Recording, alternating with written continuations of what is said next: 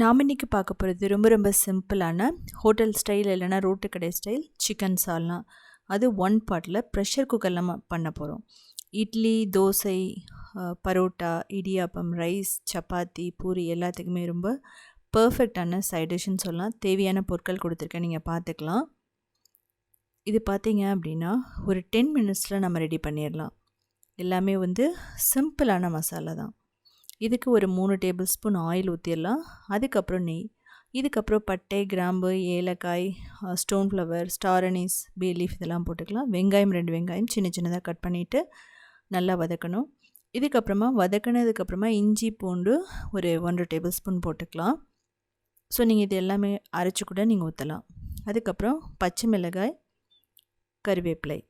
பச்சை மிளகாய் காரத்துக்கு ஏற்ற மாதிரி, உங்களுக்கு காரம் அதிகமாக சாப்பிட்றவங்களா இருந்தால் ஒரு 4 பச்சை மிளகாய் கூட போட்டுக்கலாம். இது ஒரு நோ ஃபெயில் ரெசிபின்னு சொல்லலாம். ரொம்ப பர்ஃபெக்டாக இருக்கும். இப்போ தக்காளி ஒரு 5 தக்காளி இல்லைனா 6. இது பார்த்தீங்க அப்படின்னா பொடி பொடியாக கட் பண்ணி போடுங்க. அப்படி இல்லைனா நீங்கள் அரைச்சி கூட போட்டுக்கலாம்.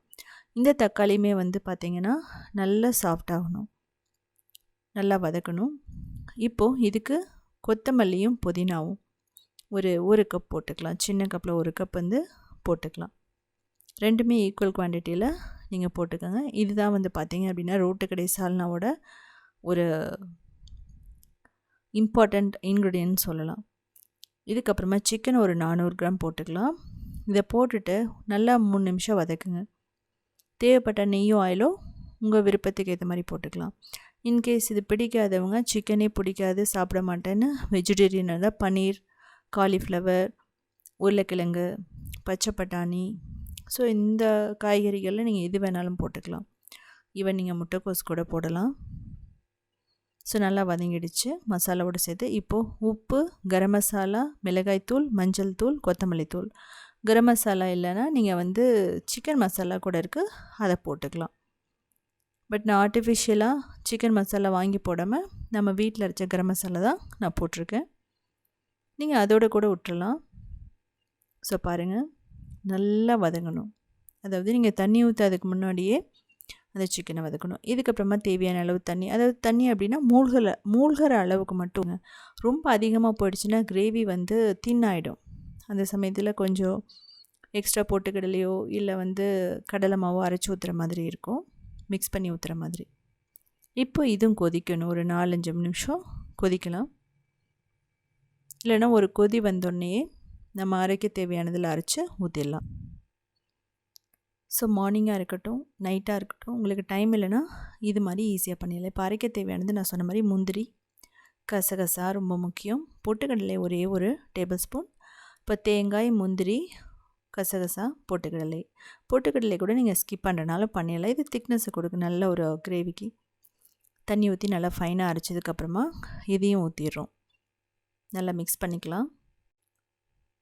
ஸோ நான் சொன்ன மாதிரி உங்களுக்கு மிளகாய்த்தூள் அப்படிங்கிறது காரத்துக்கு ஏற்ற மாதிரி தான். உங்களுக்கு எவ்வளோ தேவையோ அவ்வளோ நீங்கள் போட்டுக்கலாம். நான் ஒரு டேபிள் ஸ்பூன் கொஞ்சம் அதிகமாக போட்டிருக்கேன்.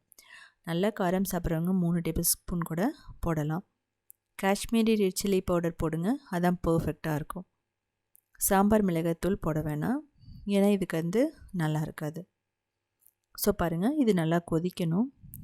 ஒரு கொதி வந்தோடனே தான் நம்ம விசிலெல்லாம் போட்டு நம்ம ஒரு 4 விசில் விடணும். இப்போது தேவையான அளவு தண்ணி, கொஞ்சம் மிளகாய்த்தூள் போட்டுக்கலாம்.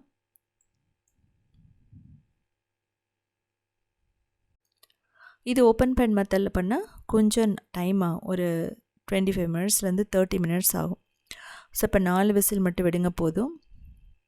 குழந்தைகளுக்கு அப்படிங்கும்போது 4லேருந்து 5 விசில் விட்டிங்கன்னா நல்லா வெந்துடும்.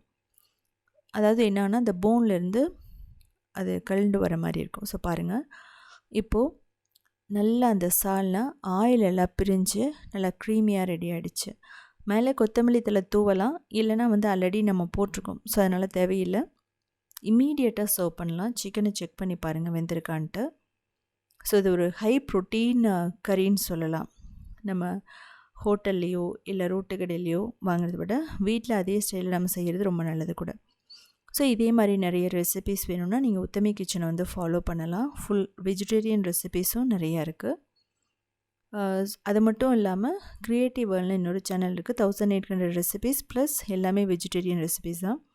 அது மட்டும் இல்லாமல் சவுத் இந்தியன் ஃபுட்ஸ்.inங்கிற வெப்சைட்டை 14 இயர்ஸாக ரன் பண்ணிகிட்ருக்கோம். கிட்டத்தட்ட 8000 recipes step by step photos plus வீடியோஸோடு இருக்கும்.